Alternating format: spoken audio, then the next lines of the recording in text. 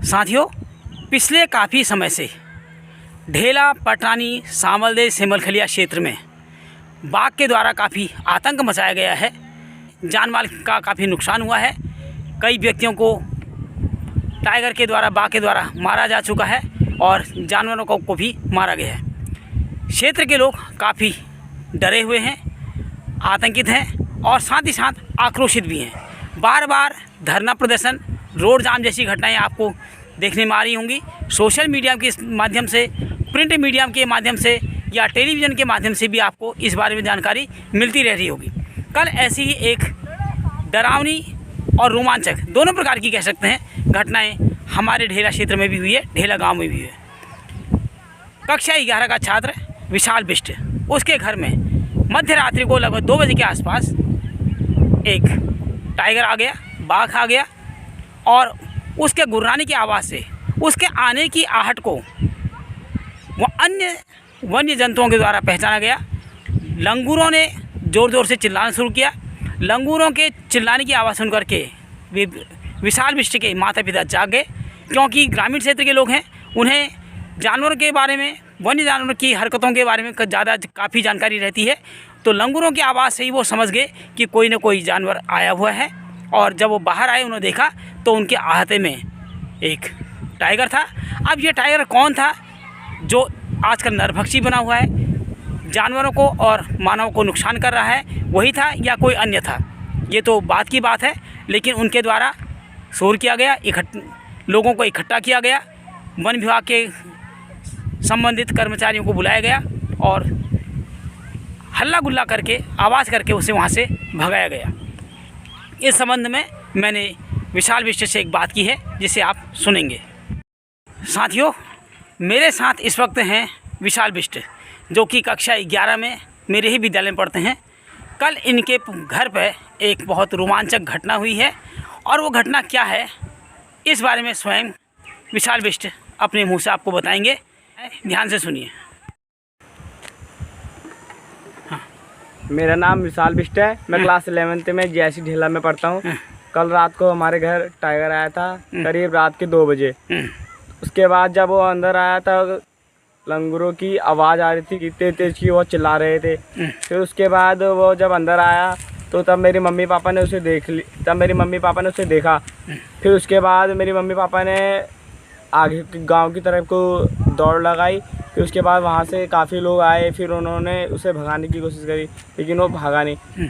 उसके बाद जब टाइगर वालों को फ़ोन किया गया तो काफ़ी देर के बाद वो आए। उसके बाद उससे भगाने की कोशिश करी, फिर वो थोड़ी देर के बाद भाग गया और काफ़ी अंदर हमारे घर के आंगन तक आ चुका था।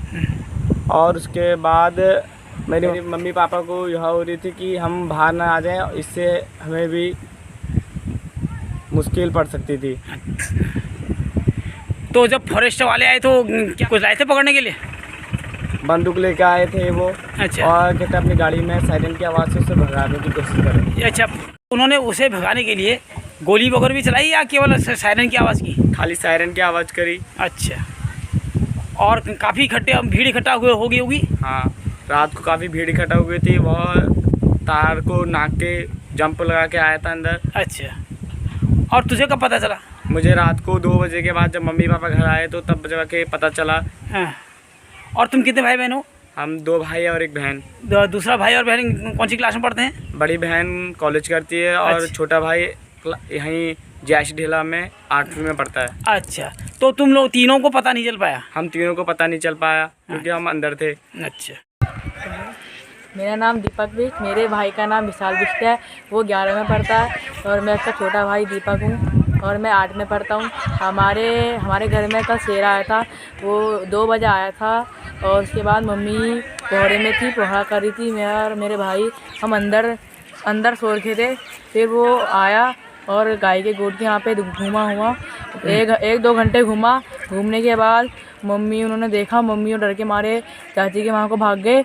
वो शेर पोहरे में आया, घूमता रहा और फिर वहाँ से भागा ही नहीं। फिर मम्मी ने लोगों को बुलाया और उनको बोला, फिर जंगलात वाले आए, फिर जंगलात वालों ने उसको भगाया।